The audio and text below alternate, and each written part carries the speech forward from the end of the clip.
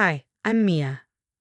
I'm 29 years old, and I recently went through a divorce from my husband Fred a few months ago. Fred and I first met in college, where we shared a few classes and often sat together. We hit it off and soon found ourselves falling in love. However, there was a challenge in our relationship. Fred's mother, Holly, she seemed to dislike me for some unknown reason and made efforts to come between Fred and me. I used to talk to Fred about how uncomfortable his mother's behavior made me, but he never took any action. He found it hard to stand up to her because she was all he had while growing up. So I decided to let it slide and endure her constant criticism. She loved finding fault in everything I did, even things she didn't know about. I suspected Fred was sharing details with her, which only fueled our arguments. After a lot of fighting, Fred agreed to stop sharing personal information about me with his mother. We dated for around 3 years before tying the knot. Despite Holly's attempts to sway Fred, our bond remained strong. We distanced ourselves from her for a while. During that period, both of us scored promotions at work. Although I earned slightly more, we divided our expenses 60/40ths, with me covering the larger share. While our relationship flourished, I felt the need to pursue a hobby for personal fulfillment. Design had always intrigued me, so I decided to explore graphic design, something I could do from home. Without Fred's knowledge, I invested in courses and equipment, keeping my project a secret. I preferred keeping my ventures private, as not all of them panned out. The only person I confided in was my best friend Jess. I've picked up a new interest. Another one of your hobbies you'll ditch soon. I hope not. I aim to make good money from it. Really? Finally getting paid for a hobby? Yes, actually, I'm delving into graphic design. Great choice. It's a lucrative field. I've taken some courses and want to start freelancing. I might start a business. Starting solo might not be my style. I was thinking of joining a firm. Nah, that's too routine for you. I have friends starting businesses. You could design their logos and websites. That sounds fantastic. The people Jess introduced me to were wealthy risk takers willing to invest in a beginner like me. Despite my lack of experience, they appreciated my work and connected me with more clients. Gradually, my side hustle became a significant source of income, easing our financial strain. I started saving to surprise Fred with something special, but whenever I wanted to discuss it, he seemed distant. His behavior raised concerns, but he avoided discussing it. The first sign of trouble was when he confessed to spending all his earnings on investments soon after payday. We argued, but we managed to navigate through that month. I worked extra hours to make ends meet, hoping things would improve. But the following month, Fred repeated the same mistake, leaving me furious. How could he squander his money so recklessly? I lashed out in frustration, later regretting my harsh words. I hoped it would prompt him to be more responsible. Yet when it happened again the next month, I felt drained. Despite my efforts, Fred's financial habits persisted. My graphic design gig became our main source of income. But when Fred couldn't contribute for the third month in a row, I reached my breaking point. How could you let this happen again? Haven't you learned anything? I'm just trying to maximize returns, but I messed up. Messed up? Losing your entire paycheck isn't a small mistake. You've got your money though, right? We'll handle things as usual. No, I'm done. I won't cover for you this month. Figure out your own expenses. What? You can't do that. And you can't gamble away everything you earn. But here we are. So what? I'm supposed to go hungry and take public transport. We'll have food at home, but you'll have to use public transport since you can't pay for gas. So you want me to look poor? Taking public transport doesn't define your status. Stop acting entitled. If you wanted to drive, maybe you should have thought about your gambling habits. You're selfish and heartless. How could you do this to your husband? What about what you're doing to me? I've been working extra hours to cover for your losses. Can't you see things from my perspective? You have no perspective worth considering. I'm out. I can't deal with you right now. After Fred stormed off, I couldn't understand his behavior. It was then I started suspecting Holly's involvement.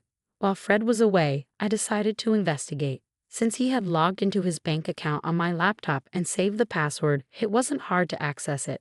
To my surprise, he had plenty of money in his account, and his transactions seemed normal. I was puzzled. Why was he hiding money from me? Why the lies? Feeling confused, I checked his messages for answers. The first person I noticed he had texted was his mom, discussing our recent argument. He told her I'd lashed out because he wouldn't give me money, and Holly responded with an "I told you so." It confirmed my suspicions that she was influencing him. She'd always harbored animosity toward me, but I didn't realize the extent of it until now. As I scrolled through their messages, I discovered more. Holly had bombarded Fred with texts about me, highlighting my supposed flaws like being money-driven and only with him for his wealth. Ironically, I was the main breadwinner in our household. It was clear she was getting to Fred. He started texting her about trivial things that annoyed him about me, and she only fueled his complaints. It explained why Fred was growing distant. Eventually, they plotted to cut me off financially. Initially, Fred resisted, but Holly's encouragement wore him down. 2 months ago, he went through with it. He informed Holly about my extra work hours 1 month and our subsequent argument the next, which only worsened things. I was devastated by what I discovered. Unsure of what to do, I sought solace at my best friend Jess's house. She's always been my go-to person in tough times, no matter the hour. Showing up unannounced at 11:30 p.m. understandably alarmed her. After letting me in and settling me with a glass of wine, she asked what had happened. "So spill the beans. What's got you so worked up?" "I've just uncovered some unsettling things, and I'm at a loss for what to do." "Oh, is this about Holly and Fred?" "Yeah. You remember how Fred's been throwing away his money on those sketchy investments for the past couple of months?" "Yeah, it was bizarre." "Did he do it again?" "Yes and no." "What do you mean?" "He's had his money all along but refused to give me any." "What? That makes no sense. You've been shouldering most of the household expenses, right?" "Exactly. That's what's so baffling about his behavior." "Is Holly pulling the strings in this?" "Of course. She's been texting him about my flaws for a while and even persuaded him to stop supporting me. And she's clueless about your income too." "But what about Fred? Shouldn't he realize how much you contribute?" "Apparently not. I'm not sure how to handle this. It's pretty obvious though, right? Cut off his support, then divorce him when he's down. Isn't that a bit harsh, Mia?" "He didn't think about that." "Why are you worried?" "You know what? You're exhausted. Sleep on it, and we'll talk more tomorrow." Jess was spot on. I was utterly drained, both mentally and physically. The events of the day had taken their toll, and all I craved was sleep. Luckily, it was the weekend the next day. Jess and I put on one of our favorite movies, and soon we drifted off. The following morning, we decided to escape from our troubles and indulge in a day of relaxation. We stayed in bed, binge-watching movies and shows, cooking delicious meals, and cherishing each other's company. Despite my efforts to push away thoughts of the previous day, they lingered. I knew I needed this time to process everything. However, that evening my phone rang. Seeing Holly's name on the caller ID made my heart race. Unsure whether to answer, Jess encouraged me to take the call. With trembling hands, I answered. "Hello, Holly. You're despicable." "Whoa, hold on. What's this about?" "You're just after my son's money, aren't you?" "Excuse me?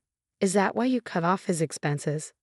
"No, he's been squandering his money on those foolish investments. I can't keep supporting his reckless behavior." "Well, that was all a test." "A test. I wanted to show Fred that you're only with him for his wealth, and you proved my point. Don't you think you've crossed a line meddling in our marriage? Who are you to judge me when you're the one chasing wealth?" "Fine. I don't want my son's marriage to fail. What do you suggest we do to fix things?" "I want you and Fred to split everything 50-50ths. Everything." "Are you serious?" "Yes. Let's see how long you can handle it. I'll draft a contract for both of you. Once signed, you must stick to it." "Fine. If Fred agrees, we'll do it. I want a copy of that contract." "Agreed. We'll discuss further on Tuesday." I couldn't believe this was the state of my marriage, and anger surged within me. How dare Holly accuse me of being a gold digger, and how could Fred tolerate it? I'd supported him through everything, even his mistakes and lies. When I shared the call with Jess, she smiled, helping me see the silver lining. Splitting everything evenly meant Fred would have to shoulder his share of our major expenses. He had no idea about my side hustle, which I kept secret until it gained momentum. I wanted to surprise him with its success and buy him something extravagant. Knowing I had a solid backup plan brought me relief in that moment. Tuesday arrived sooner than expected. Jess joined me after we finished work, eager to witness the unfolding events. Upon our return home, we found Holly and Fred already there. Fred was preoccupied with his phone, while Holly sat with the lawyer, tweaking what seemed to be the contract on his laptop. Holly barely acknowledged me, but Fred looked visibly nervous. He tried to signal for us to talk privately in the kitchen, but I brushed him off. Instead, I approached Holly and requested to review the contract. The lawyer obliged, and as I suspected, it outlined an equal split of everything, with the added clause of no financial assistance between us. I agreed and signed the document. It didn't take long before Fred began facing challenges. At first, Fred and I kept our distance, both unwilling to engage with someone who seemed intent on my suffering. But when you share a living space, avoiding conversation is nearly impossible. Fred made efforts to bridge the gap between us, but I initially brushed him off. Eventually, his persistence wore me down, and I reluctantly started talking to him. "Can we please talk? This silent treatment is getting us nowhere." "What exactly do you want me to say, Fred?" "I don't know, but I miss us." "Do you? Then why agree to a contract dividing our finances?" "I wanted to see if you were truly invested in our relationship. Your mother has caused so many issues between us, yet you still believe her. Is this really the best solution?" "Don't speak ill of my mother. And what money do you think I need from you?" "Look, I don't want confrontation. I'm trying to mend things. There won't be any progress until that contract is gone. It's only been 2 weeks since we signed it. I have yet to see any proof that you're not just in it for the money." "You're impossible, you know that?" "Listen, if you're struggling financially, tell me. I'll help. But wouldn't that violate the contract? Besides, I don't want to be accused of breaking it." "Why are you making this so hard? You're the one who created this mess. Can't we just be civil?" "Fine." I could see Fred wrestling with conflicting influences, the beliefs instilled by Holly versus his original values. The Fred I married would never have made such foolish decisions that could harm me. Yet, here he was, obedient to every word from his mother, a decision he'd come to regret. Thankfully, I'd already paid off our major loans that month, leaving Fred in a bind the following month. With my shares settled, I enjoyed financial freedom. I indulged in splurges, treating myself and Jess to lavish dinners, fine wines, museum visits, and cozy cafes, documenting our adventures on social media. Despite inviting Fred to join us multiple times, he always declined due to his financial struggles. Meanwhile, my graphic design side hustle flourished, allowing me to reduce my hours at my day job and even contemplate quitting altogether. Fred's difficulties were evident, even in our groceries. His side of the pantry and fridge often remained empty. While part of me felt sympathy, I couldn't forget that he brought this upon himself. Later, Holly showed up at our doorstep. Jess and I had just returned, so her presence caught me off guard. "Hey Holly, what brings you here?" "Don't act innocent. I know what you've been up to, and I'm calling the cops." "Pardon me? What are you talking about?" "You've been robbing Fred, haven't you?" "Why on earth would I do that?" "Because you're seeking revenge. You're not happy about that contract he made you sign. My poor son has been struggling all month while you're out living it up on his dime. Firstly, your son doesn't have any money for me to steal. Yes, I despise the contract, but let's not forget who's truly responsible for it. You're the one who pressured us into signing it, and now your son is suffering because of it, you liar. I'll be dialing the police right now." "Go ahead. I haven't taken a penny from your son." "How do you have so much money then? Your job doesn't pay that much more than Fred's, and he mentioned you've cut back on hours." "I have another business on the side, a graphic design venture. I intended to surprise Fred with it until you filled his head with nonsense. You started a business without telling me. I plan to buy you a car with the money I earned. How much do you make from it?" "More than you think. You lied. I didn't do anything wrong. I was trying to do something nice, and you ruined it. Since you care so much about your son, maybe you should support him." I handed divorce papers to Fred, which I filed right after signing the contract and kept until now. Fred looked shocked, but I was indifferent. While Holly would normally rejoice at the sight of the papers, she seemed furious instead. I informed them I'd be moving out in 3 weeks and would continue to split the remaining loan payments, but that was all. Fred pleaded with me, but I reminded him it was his doing. It's been a few months since everything unfolded, and I can happily say I'm free from that toxic relationship. Holly tried to contest the divorce, but with our assets separated by the contract, there was little for Fred to gain. In fact, he ended up losing more money, struggling to keep up with the mortgage payments. We sold the house, and he moved back in with his mother. Meanwhile, my life has taken a positive turn. My business is thriving, and I've had the opportunity to collaborate with major brands. It's been a blissful and fulfilling time for me. I'm grateful I had something to rely on, or I might have ended up in Fred's situation. I hope he learns from this experience, but ultimately, it's not my concern.